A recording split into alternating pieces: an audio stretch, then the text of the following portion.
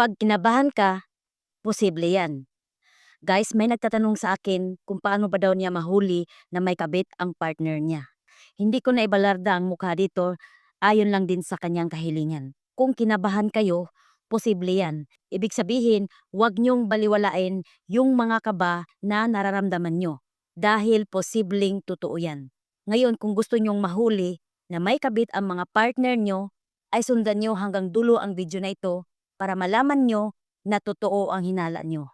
Gagawin nyo to sa cellphone mismo ng partner nyo. Kaya kailangan nyong makuha ang cellphone ng partner nyo para ma-set up nyo ang settings na ito. Kaya let's go.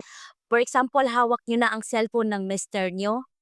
Ngayon, punta kayo sa menu at pindutin nyo po ang dial phone. At pag nandito na kayo sa loob ng dial phone, pindutin nyo po ang settings, pindutin nyo ang career features, piliin nyo dito yung SIM card na madalas niyang ginagamit.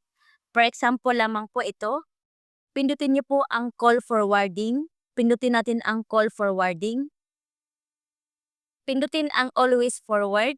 Dito i-type mo ang ginagamit mong cellphone number sa cellphone mo at pagkatapos pindutin mo ang turn on para automatic lahat ng tawag na dumarating sa cellphone ng mister mo ay marireceive din ng cellphone mo. Okay? Sana po may natutunan. Follow and share.